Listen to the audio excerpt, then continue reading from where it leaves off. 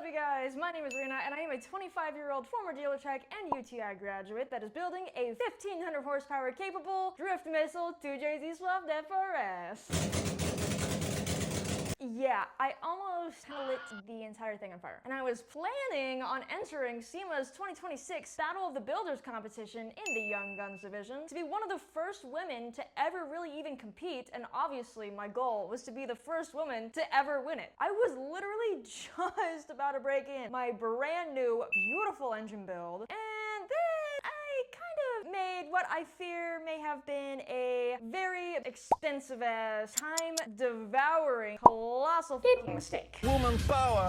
So now my car's broken and everybody keeps asking me the same question. How did I break it? What could I have possibly done to absolutely just put a giant hole in the plan and just break it so badly? And if I'm gonna be honest with you, the answer is honestly kind of complicated. And because of it being pretty complicated, I'm actually gonna break it down for you so that it is the most digestible as possible for everyone to understand. First of all, in order to know how I broke my car, I'm gonna have to teach you a little bit about how it works. So every single car that runs, well, I should say every single newer car that runs on the road nowadays, they all have computers, which is like the brain of the car. Doesn't matter if it's from the factory, doesn't matter if it's something you're building, you have to have a computer. I mean, you know, technically you don't if you're working on like some really old stuff, but for newer cars, you gotta have a computer because we have what is called ignition timing and injection that is timed, and a whole bunch of other factors that go into it that we need a computer to be able to control accurately. So for the computer, or the brain of the car that I personally chose, was a Haltech R5.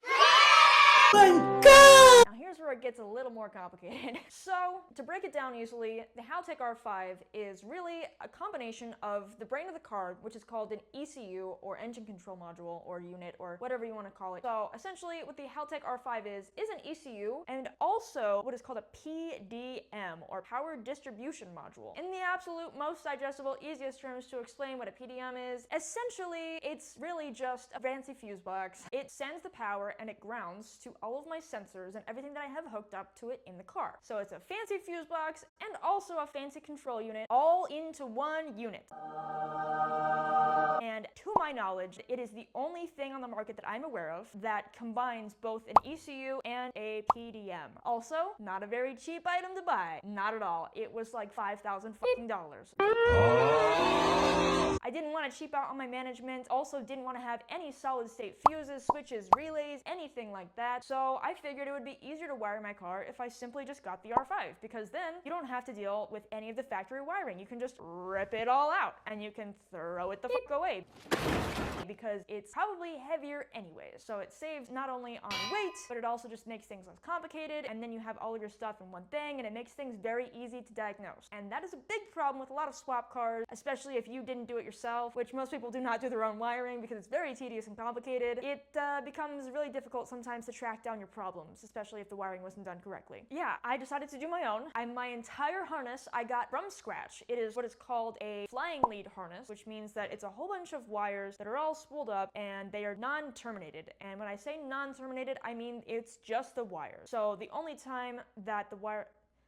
Hello? So the only thing that is pinned or terminated is the side that goes into the computer. And when I say pinned and terminated, there's these things called connectors that usually they can come in various shapes, sizes, and forms. And that is where your wire, each individual wire, will go press into the connector with its pin, however its terminal clips in, and connect it to the ECU. It's a solid connection, and it also makes it easy to remove if you need to. So you have your wire, you have your shielding, you have to strip that back, and you have to put what are called pins on in order to put them into connectors, to put them on sensors, to make them read properly. Now, it's important that you know how this works, because if you didn't, you wouldn't understand what I'm trying to break down to you on how I broke it. Now, fuel. Obviously, if it almost lit on fire, there's something to do with fuel, because we have the spark and we don't have anything to ignite it with. So that would be the fuel. So I'll dive into that one now. So essentially what happened was I was told by a few people, I really had mixed people telling me one thing, telling me another thing. It's really difficult sometimes to differentiate differentiate which people's advice you can take and which ones you can't, especially if they've both built cars and they both have been successful in doing so. And this is my first time ever building a car, mind you. This is my very first time. I have never built literally anything before. I was just a dealer tech. I literally have no idea what I was doing going into this, and I still have no idea what I'm doing. And I just learn every single day. Are you gonna say I'm stupid for that? Everybody starts somewhere, and this is where I started. And yes, I chose to build a very complicated, very complicated car for the first time ever building one. But you know what? We go big or go home, baby. So I chose to go big. How did it almost light on fire? I'm about to get into it. So my fuel lines, what happened was I was told by one person my fuel lines were fine. I run PTFE, or polytetrafluoroethylene, whatever the f it stands for, which is a kind of braided hose. You know what? I think I actually have some. So PTFE line is what is recommended for pretty much any kind of aftermarket build. This is the way to go. It's a pain in the ass to get the fittings in and shit like that. Believe me, I've gone through it. And if you want to see me struggle with it for my first time ever trying to attempt it, I'll put the video in the corner right here. Or it's this corner. I don't know which corner it is, but I'm gonna link the video in there for you because it was f***ing horrible. And I did figure it out eventually. It just took a lot of trial and error. I mean like a lot. It's just not the easiest thing in the world for somebody with little bitch fingers like me. Did figure it out. Not a fun process. Flashback. This sucks. Damn, I can feel my fingers bleeding in these gloves. Lead us to the promised land right here. Here we go.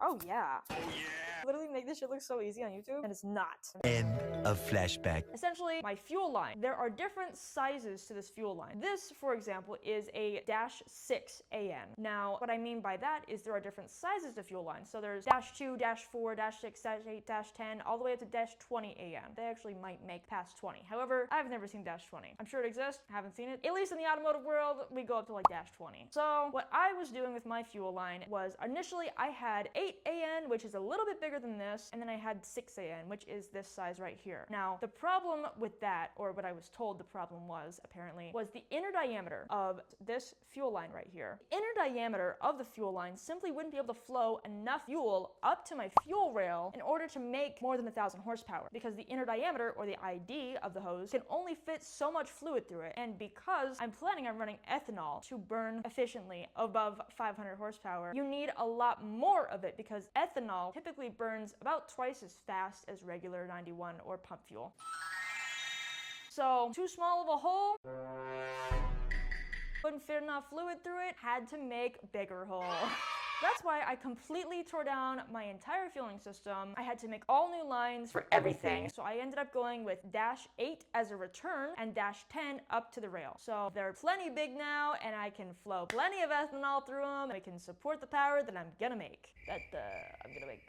Eventually. We're getting there, I promise. I promise we're getting there. Everything that I'm talking about right now, very important to knowing exactly why my car broke. So not only that with fuel, but also I did change out my fuel rail. So I ended up doing that because the fuel injectors were leaking. And that is where the fuel leak comes in, because they were leaking, could have caught on fire. Not good, actually really f***ing terrible. I initially thought that it was just the O-rings. I thought maybe it was the manifold itself. However, I had a GTE manifold and I had a GE fuel rail. They didn't line up all the way. I don't even know how. It's completely fine now, no leaks at all, so I did swap that out. So now I do have the proper fuel rail for my manifold. And this is the reason my car is no longer running at all. Again. So I didn't just sit here and blab on about how my computer works and all about my fuel system and stuff like that for no reason. I promise you they tie together, and I'm about to tell you exactly how. So essentially you have your VCU, in which you're able to plug into your computer for your car. I mean actual laptop computer to computer that all the wires plug into your car. So I had my computer, right? There is software. Haltech software is called NSP. So I was in NSP, and in NSP you're able to monitor voltages, you're able to program sensors, you're able to essentially see all the data and control what power comes out from what wire, because at the same time, again, it's not just an ECU, it's not just a regular computer, it's one that is in combination with the fancy fuse box. So I'm able to send out power to sensors, tell the computer what sensors it is, it's all in one unit. Now, it also, for the fuel pumps, allows you to do what is called a soft start for current. Now, this is a feature that is put in NSP that allows you to essentially prime your fuel system. What that means is really it's just sucking up some gas into your system system so that you can have it at the rail ready for you to start the car. So the soft start current is set to enable when you first put the key on or put it in an accessory, whatever you want to call it. Right before you're about to start the car, when you click your key twice, it's in that mode where it's just like the lights are on and stuff like that. That's accessory. So mine, soft start current, I went ahead and I changed the amperage because I was trying to get the fuel up through the system because all of the lines, remember, I just replaced them. They were completely dry. My fuel filter was dry, everything was dry. So there was no fuel whatsoever through any of the lines in the car, none in the return, none in the sending, nothing at all. So what I did was I changed my soft start current, which is that voltage that sends out to that pump to get it primed up, to 20 amps, which is the maximum because I had kept trying before and I had the soft start set very low, I think maybe about 3 amps or so, and that is a part of the reason why we'll get into later why it didn't break before. But I turned it all the way up to the maximum 20 amps. 20 amps! That's a lot. I will put a little table of Ohm's law right here, so essentially it's kind of like a trade-off. So your amps directly correlate with your voltage, and the volts is more of like the pressure, like the electric pressure, but your voltage and your amperage are not the same. 20 amps is a lot. 20 volts is still a lot, but 20 amps is a lot. So a lot of power going through this. I was trying to prime my fuel system as fast as possible, and this is what happens, people. This is what happens when you fucking rush things. So again, I sent that soft start current right up to 20 amps because I was trying to get the system fully primed up. I was like, you know what? Fuck it. 20 amps, baby. Let's get that fuel off there. So I put it to 20 amps and then I smelled a funny smell. Smelled a pretty funny smell. I went to go turn the car on and just cranking. No start. And that's a big problem because before it actually did start and it did run. And now it's not running. So big problem. Big problem. Big red flag.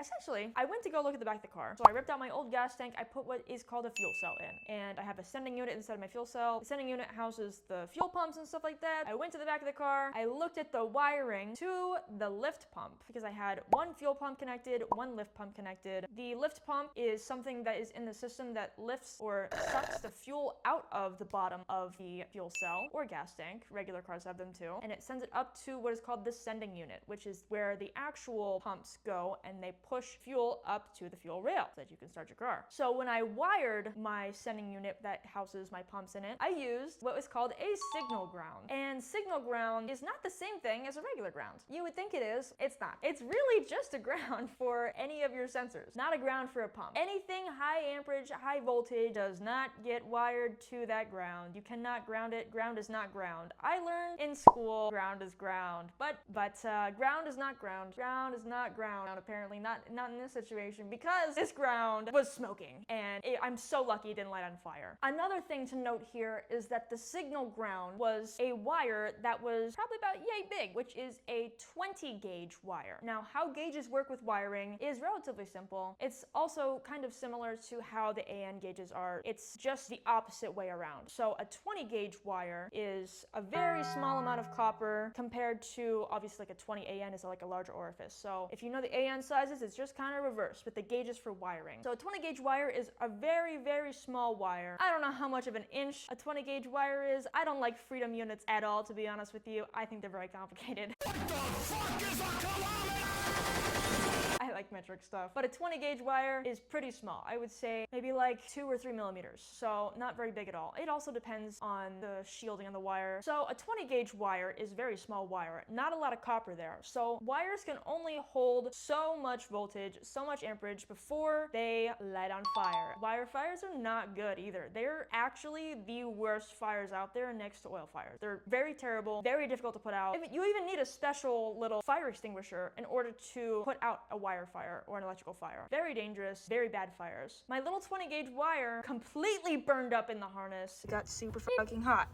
And you can see the nylon literally stuck to it.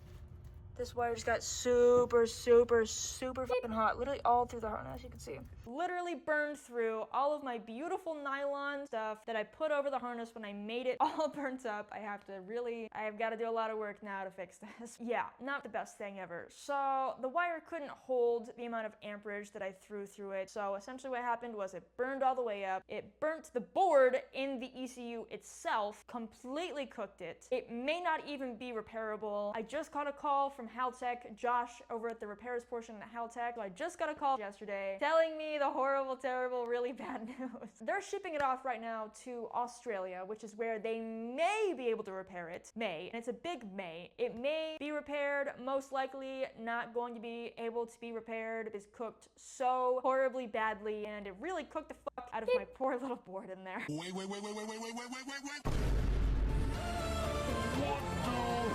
Probably going to be needing a whole new ECU portion of R5 that I have, which is not cheap at all. It will be considerably less than buying a brand new one. But not only that, I am losing a lot of time because it's being shipped all the way to Australia. I'm all the way in Arizona. It's probably gonna take months before I get the computer back and can get the car broken in and driving and everything like that. Everything was literally ready to drive. Everything was ready, and you just can't jump things. You cannot rush this process. You cannot rush this process. Oh my god, you can't rush this shit. You really can't, because you make colossal fucking mistakes just like that. So, lesson learned. Lesson learned. Signal ground only for sensors. Also, Josh was telling me that I literally fried it so bad that I probably should check all of my sensors for continuity. Essentially, your ohms or your resistance. You know, I'm checking the calibration to make sure that the sensors are not broken. All of my brand new sensors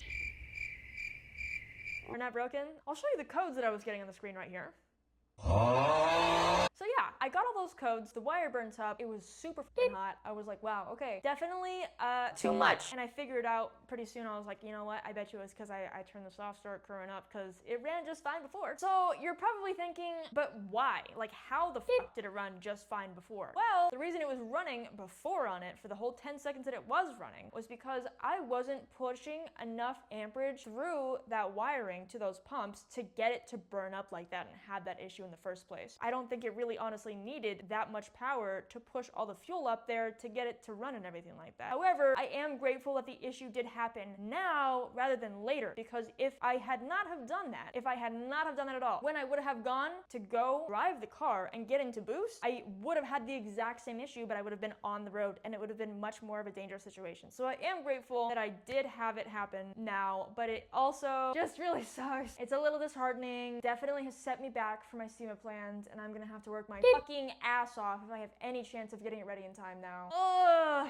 especially because I don't have a shop to work in anymore. The odds are against us, I fear. So yeah, that's why it didn't happen before. So I am at the mercy of Haltech. They probably haven't even received it yet, to be honest with you. And I'm sure that there's more people in line ahead of me that they're working on right now anyways. Really not great. Not great at all. That's happened to my car, and that's how I broke my shit. Almost lit it on fire. I'm so fucking lucky. I swear to God, my stupidity has no bounds. That's what happened to my car. Just got kicked out of the shop, just fried my ECU. You know, it's okay. The sky's blue, the sun's gonna keep shining tomorrow. I try to keep a very optimistic look at things, and I will try to work around this any way I can, because again, I am very determined to go to SEMA with this car this year. It was so sad not going last year. I was like, damn, I really gotta up my fucking game. I suck. Look at all these cars that are so much better than my build, and I can't even finish mine, you know? So if you wanna see what really cool car I've got to play with in the meantime, I will see you guys in next week's video. All right, that's it. Bye.